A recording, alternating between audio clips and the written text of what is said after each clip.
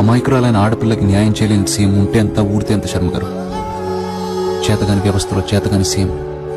ఒక మహిళా ముఖ్యమంత్రి అయినటువంటి మమతా బెనర్జీ ఇప్పటి వరకు కూడా ఎందుకు స్పందించట్లేదని చెప్పేసి ఈరోజు ఏబీవీపీ ప్రశ్నిస్తా ఉంది.